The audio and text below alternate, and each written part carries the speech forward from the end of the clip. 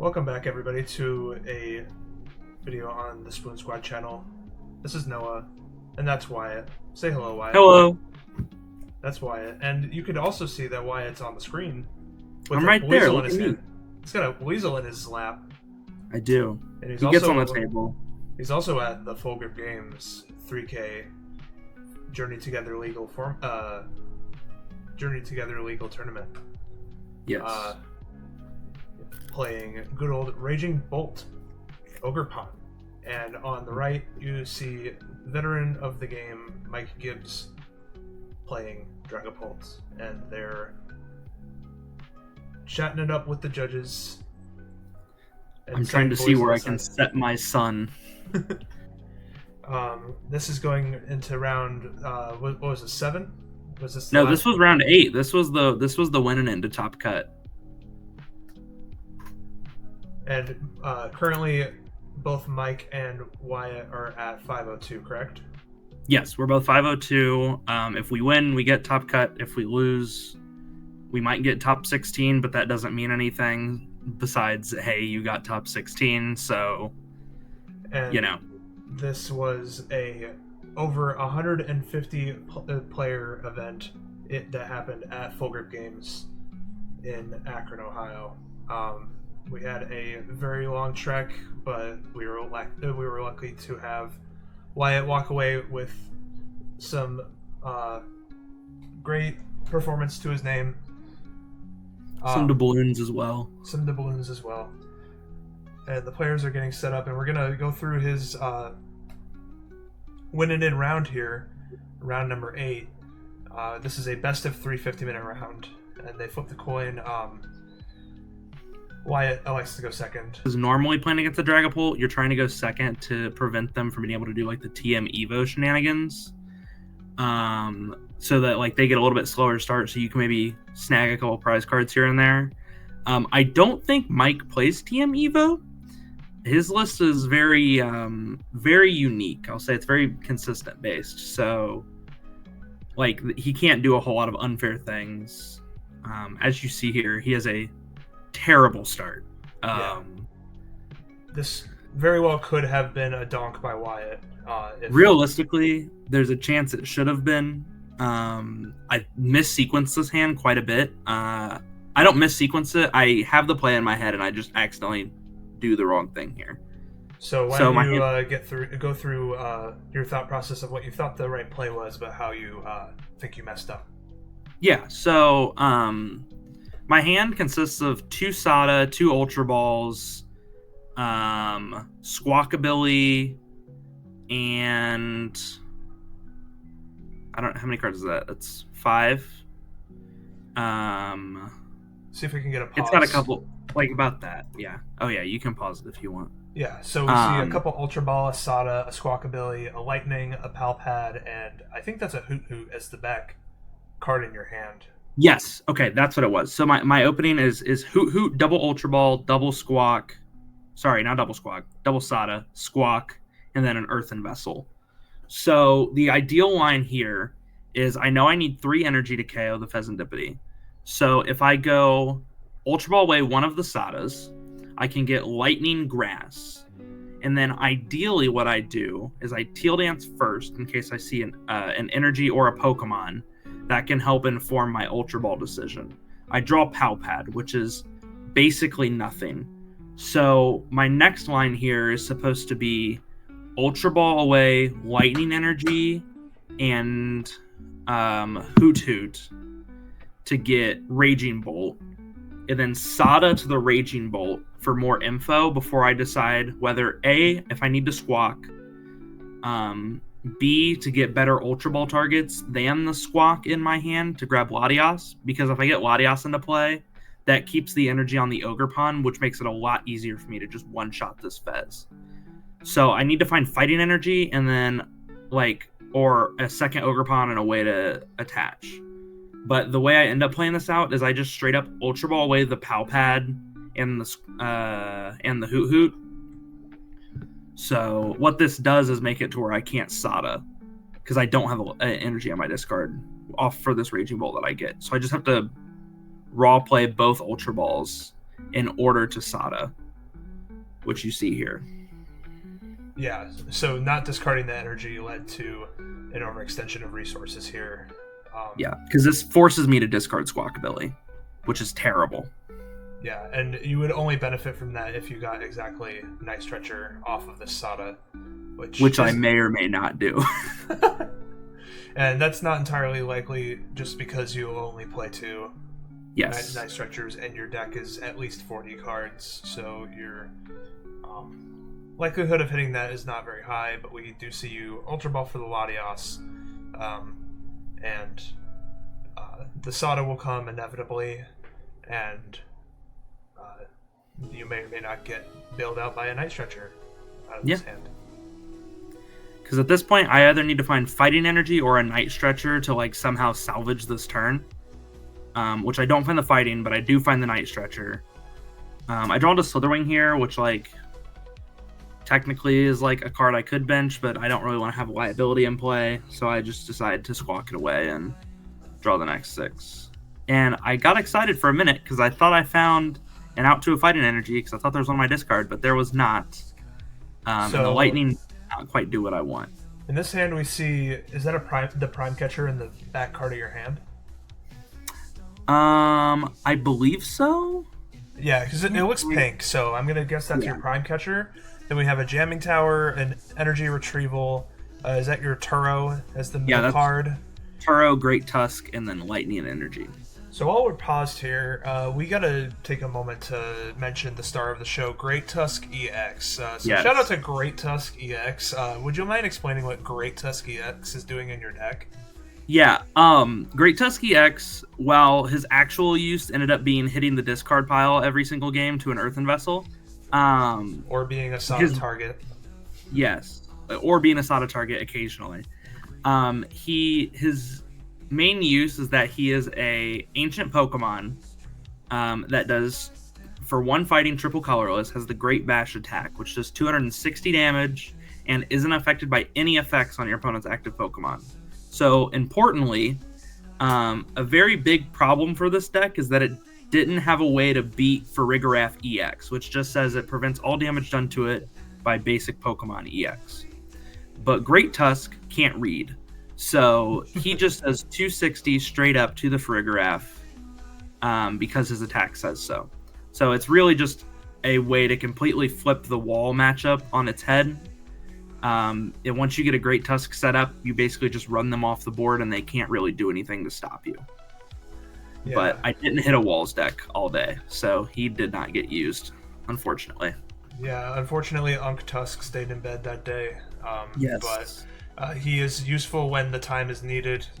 If you are playing Raging Bolt, I would highly recommend you playing Great Tusk EX in your deck. Just don't start him or you might mill your Prime Catcher. Anyway, we will get into the rest of this turn as Wyatt smartly moves Great Tusk to the front of his hand, acknowledging its existence, and that is actually not a Prime Catcher, that's a Pheasantipity. It's a Pheasantipity, yeah. But Prime Catcher wouldn't have mattered here anyway, because Prime Catcher does not act as a switch out. If your opponent only has 1 Pokemon in play, as the card reads, switch one of your opponent's bench Pokemon to the active spot, and if you do, you may switch your active Pokemon to the active spot.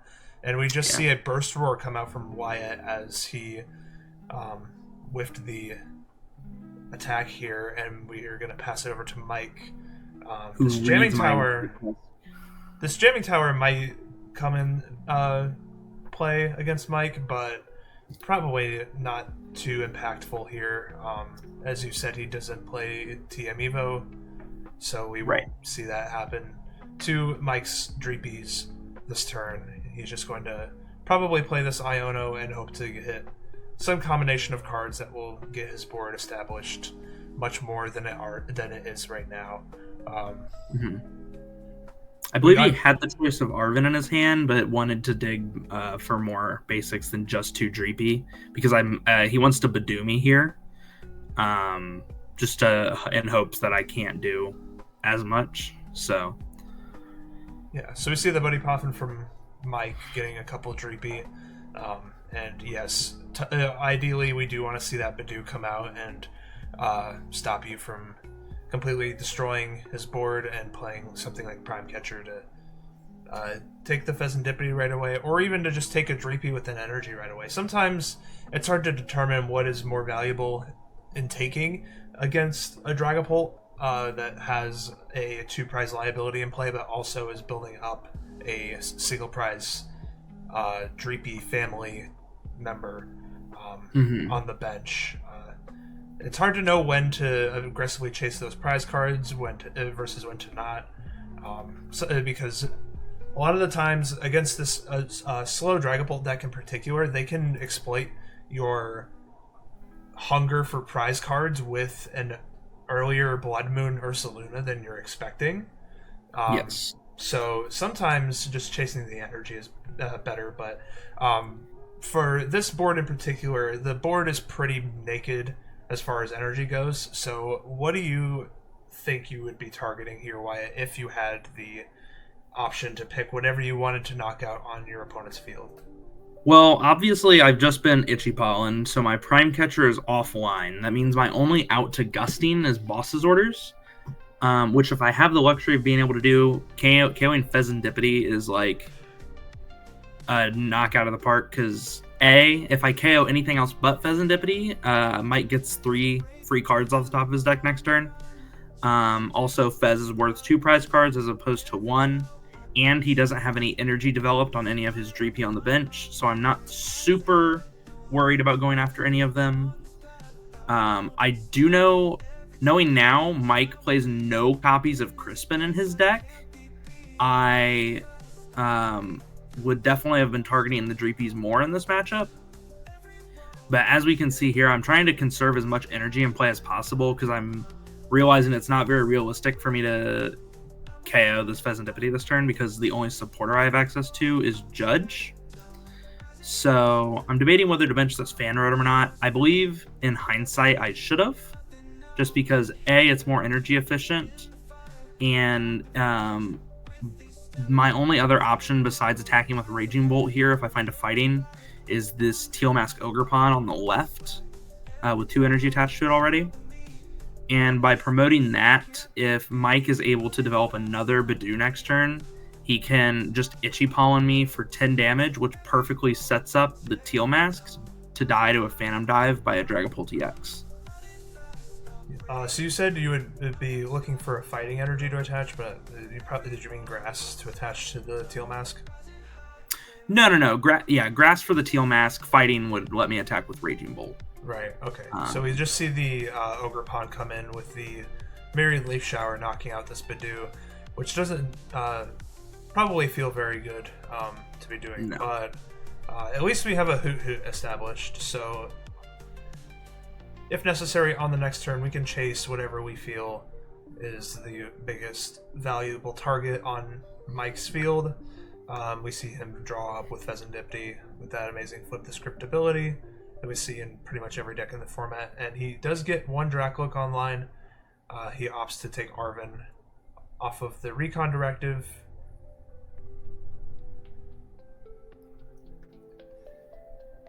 Yeah, I believe Mike, pretty much every game we played, his entire strat was just develop 4 Dracloak as early as possible, see as many cards, basically be able to do whatever you want every single turn.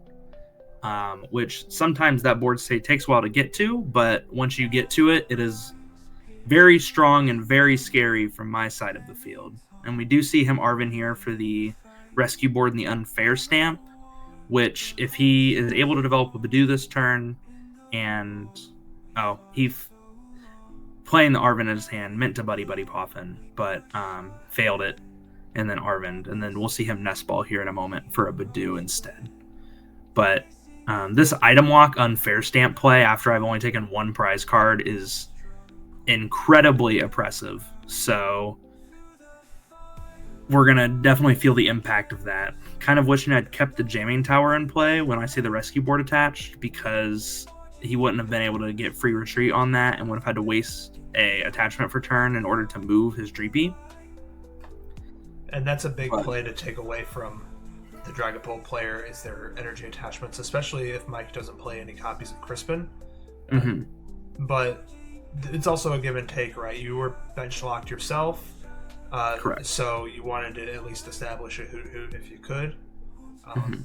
So you did do a good trade off there, I think. Yeah.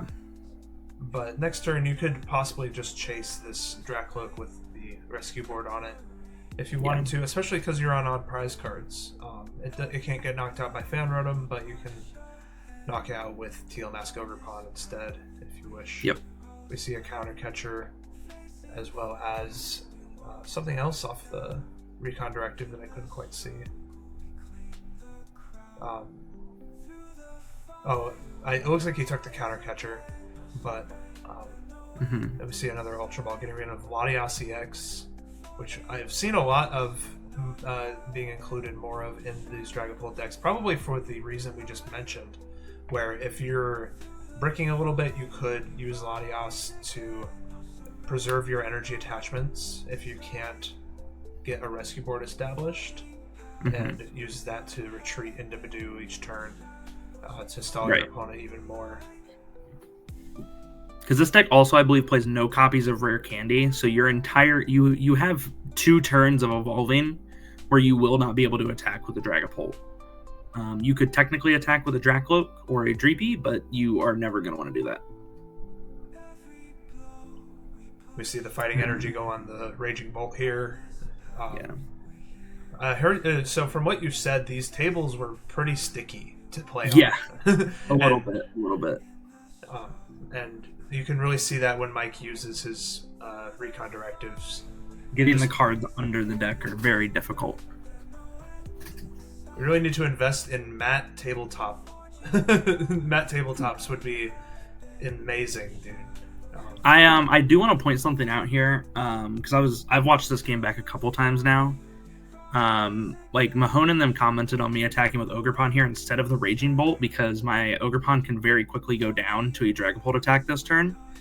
The reason I did that, even though I'm losing 3 energy in play, is that my hand is a Nest Ball and a Jamming Tower, and I desperately want to draw 3 cards off Flip the Script. So by attacking with Ogerpon here and leaving this guy in the active, I'm basically just baiting Mike into taking the knockout here on my Ogerpon to enable my Pheasantipity for me to draw more cards. That is a pretty smart play. Pretty heads up there, especially because you have that resource in the Pheasantipity. Might as well take use of it, right? So let Mike develop his board as he wants. You have an Area 0 in play, so you can get more Ogerpons in play to accelerate more energy into play to utilize Bellowing Thunder. But if this Ogerpon goes down, you only need 1 more energy in play to knock out healthy Dragapult. Correct. With Bellowing Thunder doing 70 for each you discard, you only need 5 to do 350. And I did take a Lightning Energy off the prizes, so I already have it in hand if he does get it off this turn. The Flip the Script is almost a luxury at this point. We see 2 more cards being seen by Mike. It looks like he's going to throw a Boss's Orders on the bottom of the deck, it looks like.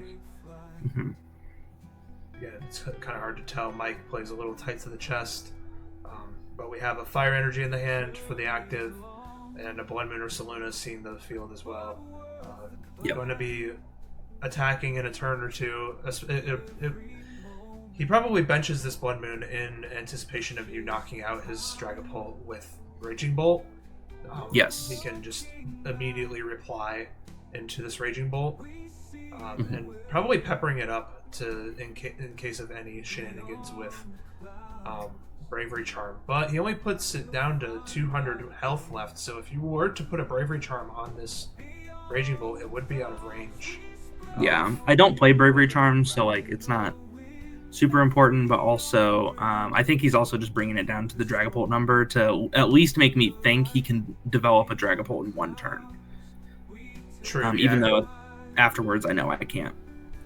He doesn't play any copies of Crispin, but no. He does play an EXP share, which he didn't develop now, but in later games he does onto like another Dracloak, so that he can chain Dragapults easier.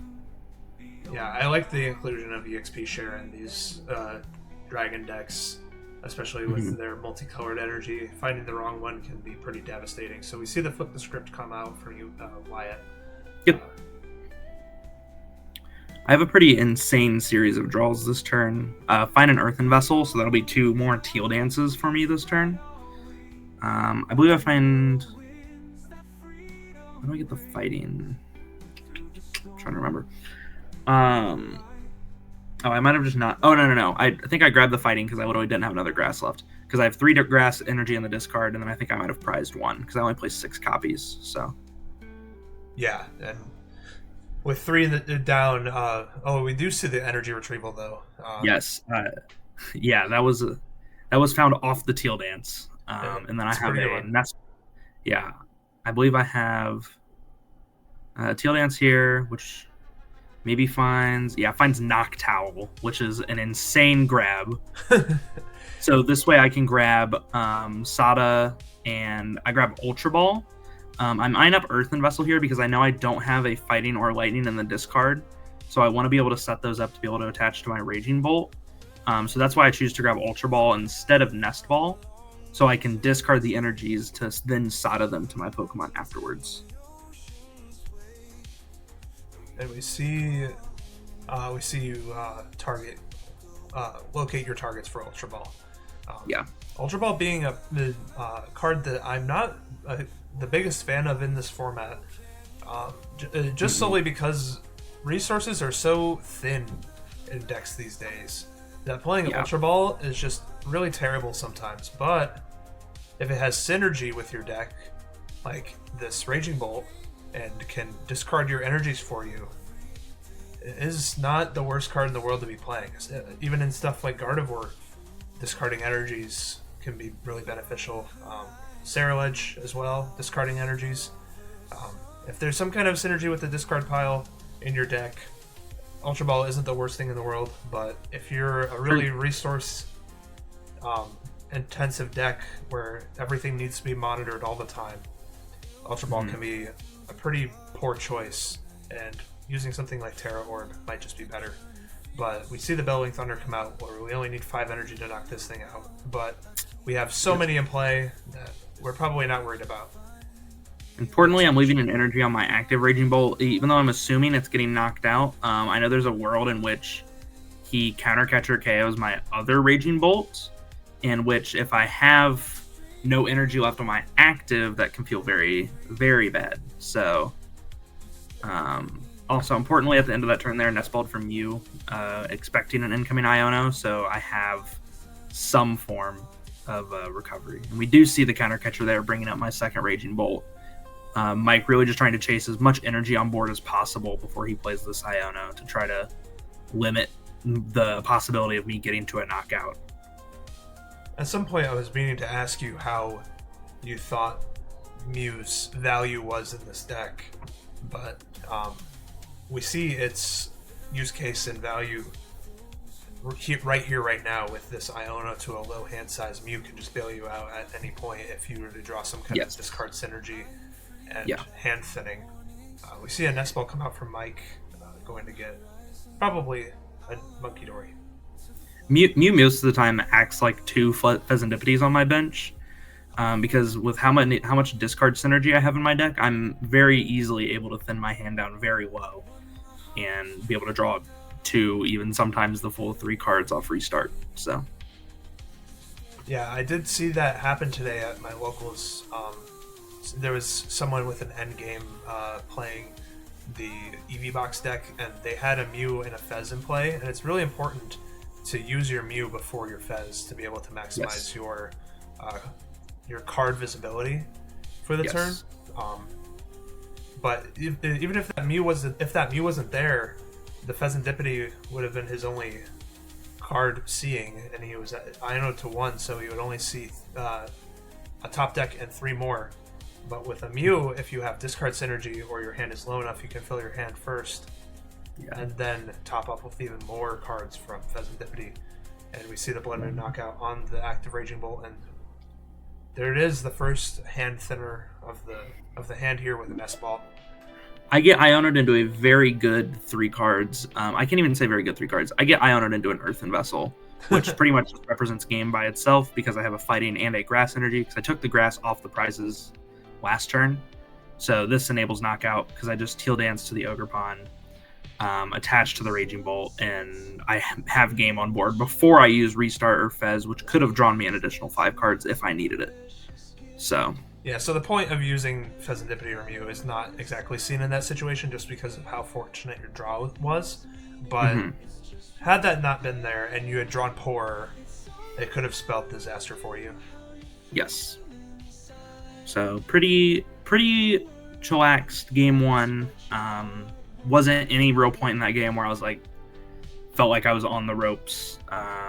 The having to attack with Teal Mask twice felt a little iffy, just because I didn't know if Mike played Rare Candy or not. So if a turn 2 Dragapult attack was possible, that would have made that a little bit scarier, but he didn't. So it was all right. And yeah, the lack of Dusknoir in Mike's deck does really seem to limit his outs in this matchup. Just not having that explosive ability to take multiple prizes against Raging Bolt with Dragapult in this matchup is pretty poor for Mike, and it's looking to be a pretty uphill battle for him.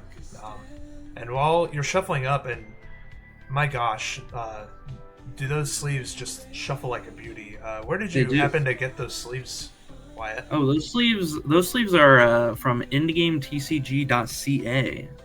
They're the blacks. I thought about using the what are the reds? What are they called? Poppy reds? The Poppy reds. Yes, those are also a favorite of mine. I've been using those on cloth for quite a bit. So yeah, if you want to use the beautiful endgame sleeves seen on stream by Wyatt, or any of their other beautiful colors, check out endgametcg.ca and use code SPOON for 10% off your order at checkout. Now getting into game 2 here, we see Wyatt utilize the Slitherwing in the active spot, not of his own volition or anything, but solely because he started it. But yes, Slitherwing is in this deck pretty much solely as an answer to Pikachu EX. We see both of your Gust cards get milled off of the Squawkencies here. How do you feel about that, Wyatt? Yeah, the hand is not great. I pretty much just had to Squawk. It feels very bad to lose access to Prime Catcher in this matchup, because that means I'm basically now at the whim of whatever Mike wants to leave in his active. It also neglects me of a switching card in case I get like in case he tries to like counter catcher or boss stall a Noctowl in the active. Can be very difficult for me to move that. Yeah, Slitherwing with its 3 retreat cost is quite the hefty boy, but if nothing else, his art is beautiful. Sure. What a great Pokemon Slitherwing is. But we see the fan call go get 2 Hoots and a Noctowl. Do we have an out to a Terra Pokemon in the hand here? Or are we just hoping off of the top deck we see some kind of out to it? I honestly do not know. Let's see if we can see that real quick. Let's see a flash in the hand. Okay, we see Mike Ultra Ball away a Jock. I heard he plays more than one of those Jocks in his deck. At least 2. I heard. Is that maybe a third? Maybe a third Jock? He does play 3 Jock. I do remember that.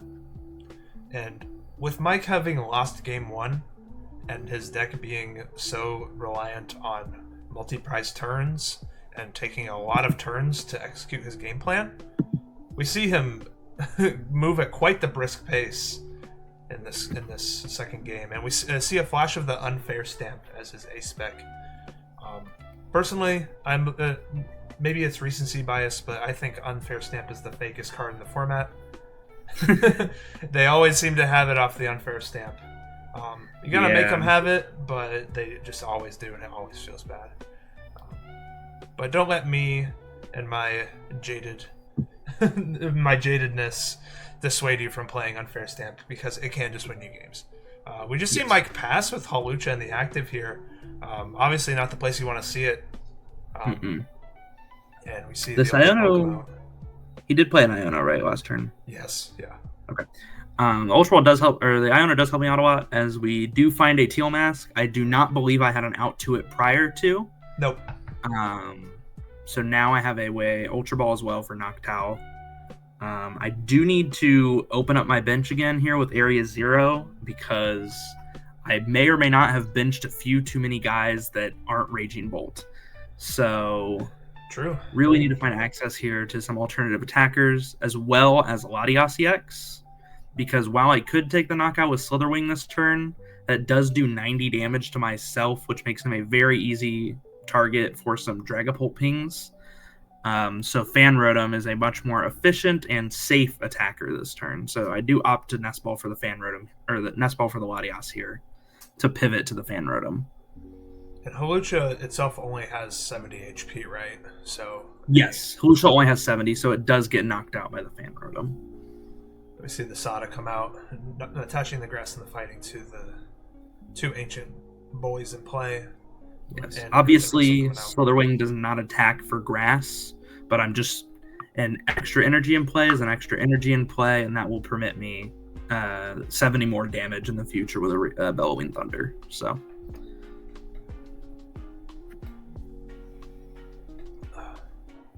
we see another Teal Dance come out. We dancing all we over dancing. the shop. We grooving. Obviously, I could have sodded, I guess, the fighting to the Slitherwing and the grass to the Raging Bolt, but then I wouldn't have been able to attach for turn to Fan Rotom because I want to make it to where I don't necessarily have to Sada next turn with Raging Bolt. No, I like this. I like this energy placement here because if this Fan Rotom does Bite the Dust, Lightning Energy does as well, and that's a Lightning Energy you can put on your Raging Bolt. Exactly. But this play from Mike is actually a very good one. The Unfair Stamp in combination with the Counter Catcher on the Noctowl. Yes. Noctowl being immune to Skyliner, are just not affected by it. It is, yes, because it is a stage 1. Means you have to find an energy card off these two, and those are not energy cards. No. I do believe I find a Sada here. However, I don't have any energy in the discard, which I guess could have technically been a reason to put the grass not on the Slitherwing and just leave it in my discard for a potential Night Stretcher or energy retrieval earlier.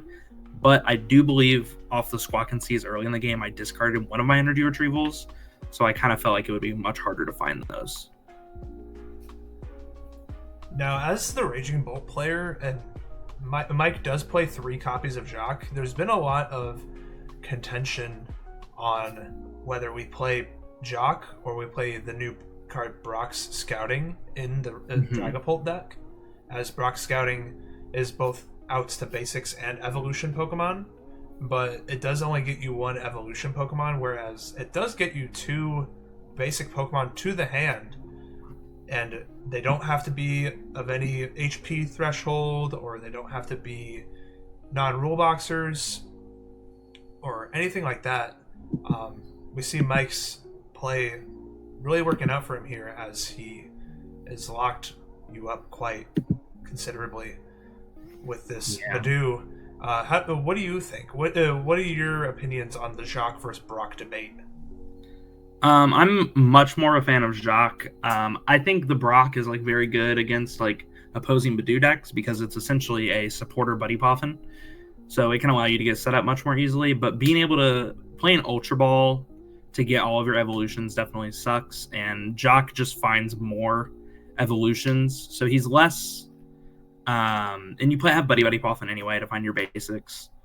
Jacques is just more efficient at grabbing the Dracloaks than an Ultra Ball per se. So I definitely feel like Jacques is a much more efficient card. Yes, Brock can enable some very powerful plays. However, you have to have your board set up already for the powerful play of getting Jacques using Brock to get Hawlucha and Pheasantipity or something like that to enable a big Hawlucha play. Whereas Jacques just gets you your guys. We do see I literally just draw for turn, check my discard pile to see if I have energy for Sada. I do not, and then I pass. Because literally the hand is unplayable. So I believe you drew Fez and yes, Palpad off of the unfair stamp. And Yeah. Mike's board is incredibly scary looking, with 3 Dracloaks, a Pheasantipity, and a Dragapult powered up, ready to go. Yeah, and at this point in the time last spot. game, I had already taken 2 prize cards by the time he attacks with his Dragapult. This time I've only taken 1, and he is already swinging, so definitely a little more scared this game. And we see him pepper up all your little baby mans on the bench, putting 4 on the Raging Bolt, 1 on the Latias, and 1 on the Fan Rotom. I believe I like this damage spread by Mike, targeting your Latias because it is now in range, as well as your Raging Bolt in range of Phantom Dive, but also Fan Rotom is in range of Phantom Dive as well. The ping, not putting it on Hoot makes a lot of sense, just because Hoot has room to grow, and we get out of that damage range, whereas Fan Rotom obviously does not evolve, and you just see a scoop right there. I see the writing on the wall. There is almost zero way I win that game from that position, because knowing that I'm going to have to pretty much just pass again, I might be able to Fan Rotom punch for 70 at most, but it's going to be very easy for Mike to go Counter Catcher KO or Boss KO, Raging Bolt plus Ogerpon. I actually think he has a very easy way to win next turn, because he does play Hawlucha, which I do know. So if he just goes Boss on my Raging Bolt, Hawlucha, Ping, Ogerpon, and Fez, that'll knock out both of them, and then, or not quite, but somehow he's going to take a lot of prize cards that turn. Yeah, and you just being on odd prize cards means he will have access to Counter Catcher for pretty much the entire game. So correct. That too, and the sheer lack of time we have left in the round, I'm like, we are going to need to finish a game 3. The odds I win this are very, very slim. And I know that one of us needs to win this set in order to make top cut. So I'm, in my mind, might as well move it along. And we see Mike go first here with a very explosive opening turn, getting 4 little Dreepy Mans in play and a Psychic Energy on one of them. Not excited to see the double Puff in this turn. There was always the chance going second without Mike having access to Iono or Arven, that he's not able to get out very many basic Pokemon. So if I can target down his lone Dreepy with a Fan Rotom, that would be insane. But I'm still going to be content if I can get the Fan Rotom knockout here, or a Raging Bolt if it's possible. But going second, I think I have a pretty good opening hand. Starting Fan Rotom, of course, is great.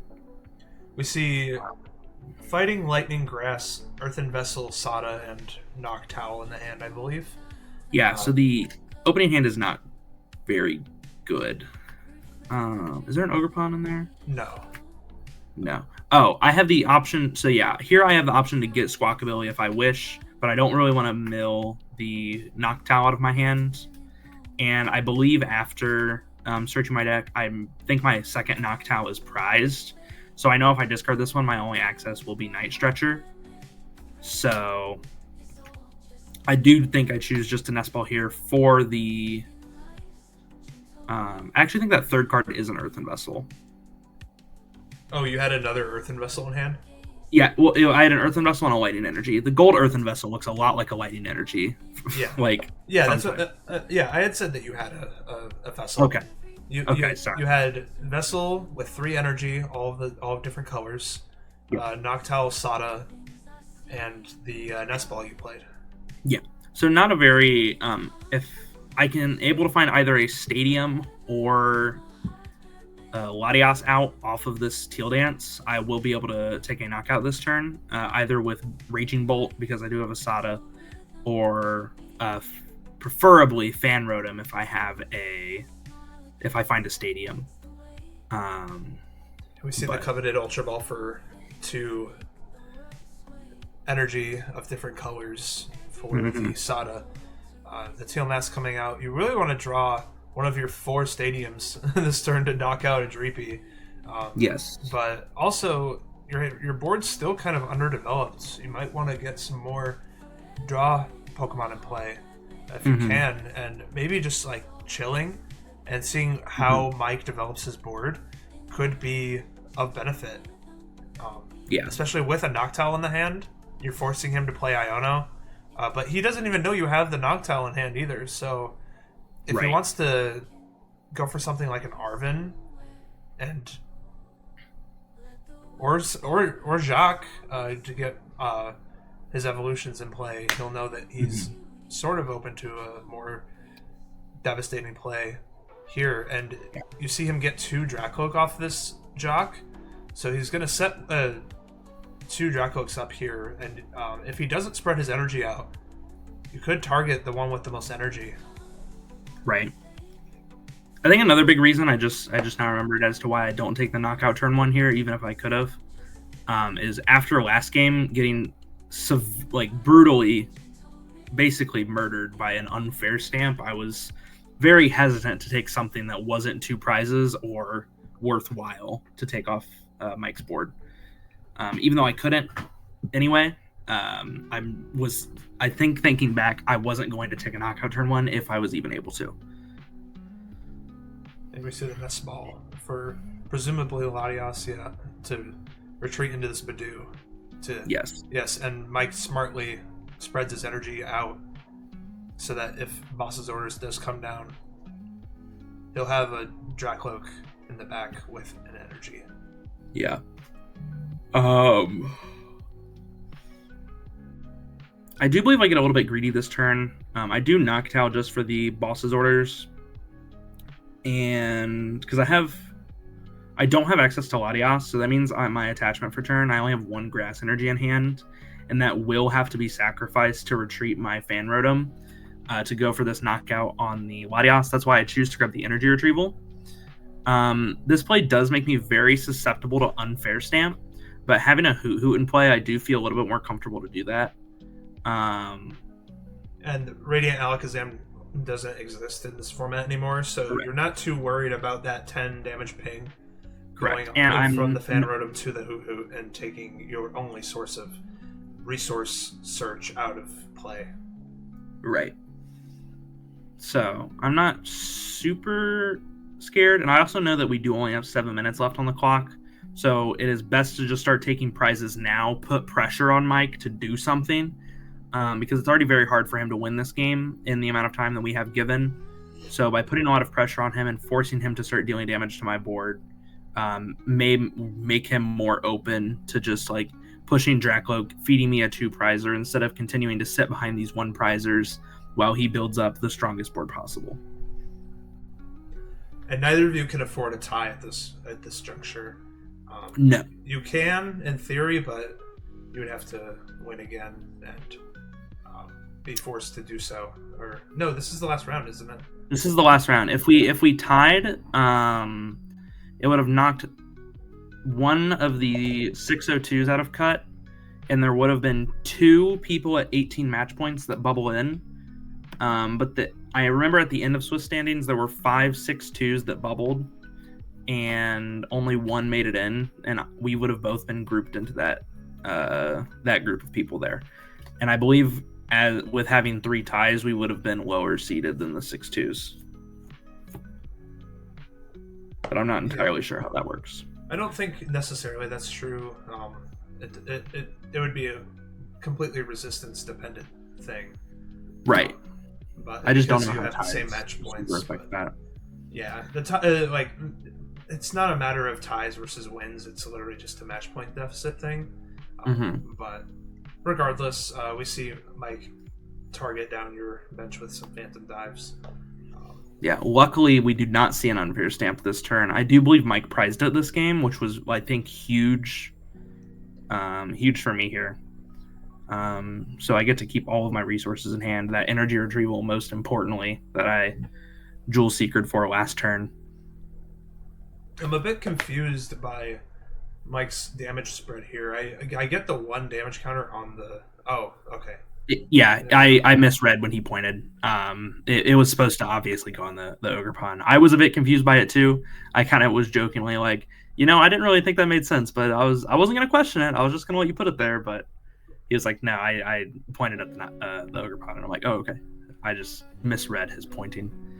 So, A couple nest balls coming down, getting another bolt, getting the Mew. yep. Just trying to make my board. I think I actually second guess the Mew and do just grab another ogre pawn here. Yeah. Basically, I'm just trying to develop my board as wide as possible with as much energy on it as possible, so that after I take this knockout on the active Dragapult, I also do need to ramp from 0 energy to 5 energy this turn in order to knock out this Dragapult. So it's very important that I have as many Ogre Pawns and as many Raging Bolts in play as possible. I guess not as many Raging Bolts, but at least 2 in play so I can Sada to 2 targets. Yeah, we need to get all 3 of these teal dances, or at least 2 of them, going and an attached return to the active. Or yes, because we can't even afford to put Latios in play anymore. We need to get the active attacking.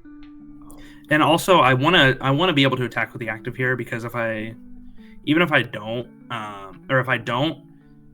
and I get Ionoed to low, there's a play that Mike can make without playing Countercatcher, where he just punches, brings my Raging Bolt now extremely low, and then has 200 on the active, and then can very easily take 6 prize cards next turn.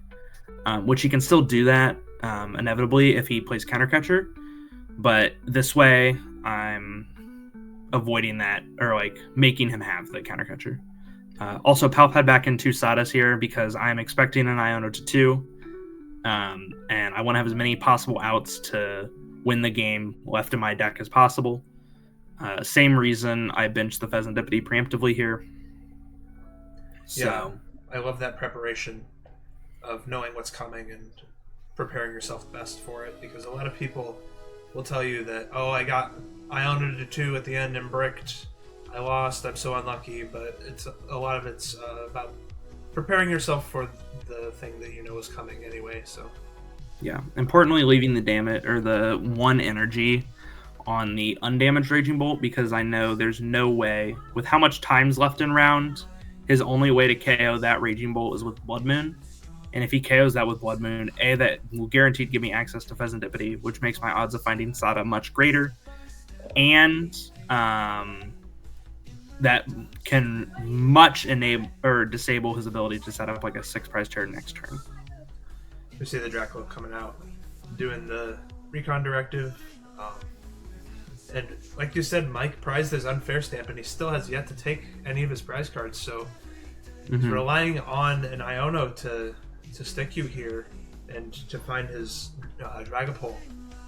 Not having that item card based disruption could lead to some disaster for him, but he does find the Dragapult to attack this turn, and I like keeping the damaged one in the active, the Raging Bolt. Yeah, because if he attacks into it, that takes a lot of damage off your field, and he can't exploit that for a multi-prize turn at the end of the game if something were to come up like that. If we could see a counter catcher taking the knockout on something like Ogre Pawn, but again, he would need to find Halucha in the very last turn of the game, and you would have not been able to. He would have to rely on you whiffing. Yes. That. Mike's best play here, which I believe is what he ends up doing, is finding a way to gust either an Ogre Pawn or my Pheasantipity into the active. Pheasantipity ideally, just because I don't have Latias in play, and it's much easier for me to retreat a Teal Mask Ogre Pawn because of its ability than it is Pheasantipity, because I have to manually attach to Pheasantipity. So if he can do that and then set up just enough damage on board to where he doesn't take any prize cards, but is able to take 6 on the next turn, he denies me that Pheasantipity draw off an Iono to 2, which we do see the Countercatcher bringing up the Fez and the Iono hitting. So yeah, this is a play you see a lot in the Dragapult deck because of its ability to spread damage counters to the bench, denying knockouts and taking all your prizes in one sweep is very common. And we see an Ultra Ball probably going to go get a Halucha to ping some more damage onto the bench. I believe my 2 draws off the Iono are it's either Vessel Sada, Vessel Slitherwing, or Sada Slitherwing. I know that after I draw for turn, those end up being the 3 cards in my hand. It looks like Sada Slitherwing is the hand here. Yeah. So I believe I do top deck Earthen Vessel. Which you love to see. It's just an out to drawing more cards with all those Ogre Pawns in play. Mike even asked me after this game how many Sada I had left in deck, and I told him that I had all 4 left in deck because I'd only played 2 that game so far, and had palpatted both of them back in right before that last turn. So I had 4 Sada prepped in my deck, so the odds I drew one were fairly high. Yeah. You can't be too mad if you draw into a 4 off of an Iono to 2. And there's the Earthen Vessel, like you said. Yep.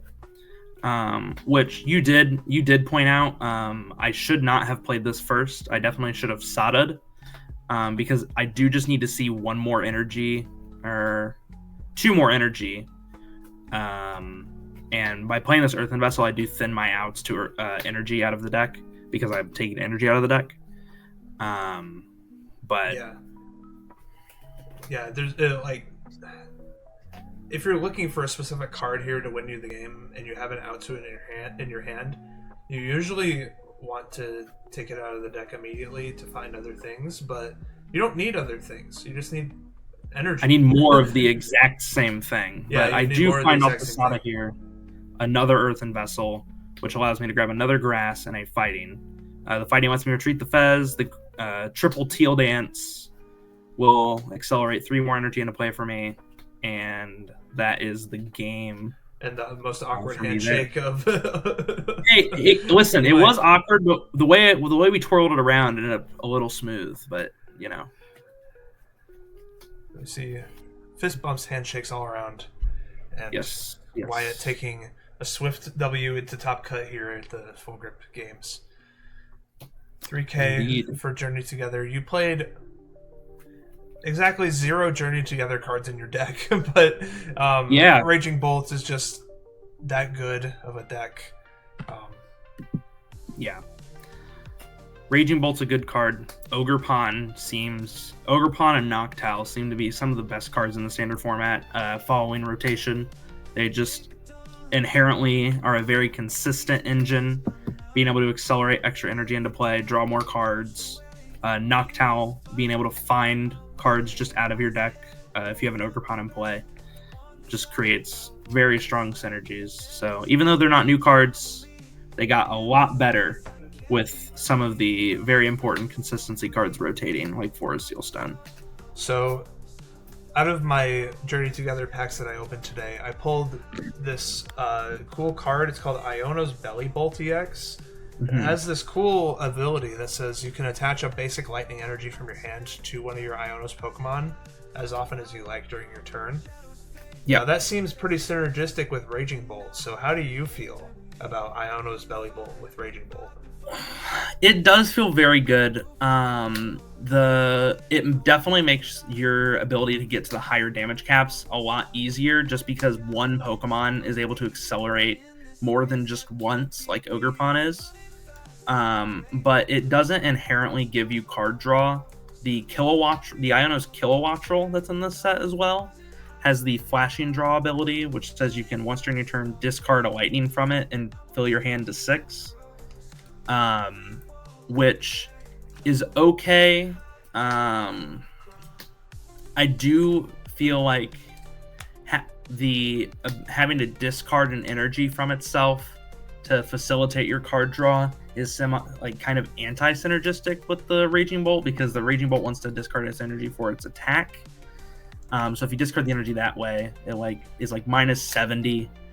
But with the amount of energy you're able to flood per turn, it's okay. I just have found Ogre Pawn and Noctowl are very consistent to making your deck run extremely smooth. Being able to cherry pick cards out of your deck is usually always going to be a lot stronger than just drawing 6 random cards.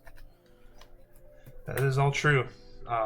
if there's any way to include some kind of tutor in the Iono's Belly Bolt version, you would definitely want to try that out. But unfortunately, we don't have any good basic Lightning Terra guys. The only one we have is Mewtwo, and that one. And we have Pikachu. Oh, we have Pikachu, I guess. Yeah. So, Pikachu could be a okay one because it inherently isn't as much of a liability as other basic Terra Pokemon because of its ability. You could run that alongside some Noctowls and maybe an Iono's Belly Bolt or two. This all sounds like something that I would love to try to build with you someday. But regardless, thank you for joining us today, Wyatt York. Yes. And congratulations on your fantastic run at Full Grip Games. And thank you all for watching. Make sure to like and subscribe and click that join button below to join our channel memberships. For $1 a month, you get exclusive content for only you, the member, as well as a badge by your name and early comment responses. Thank you guys so much for joining us. We'll talk to you later. See ya.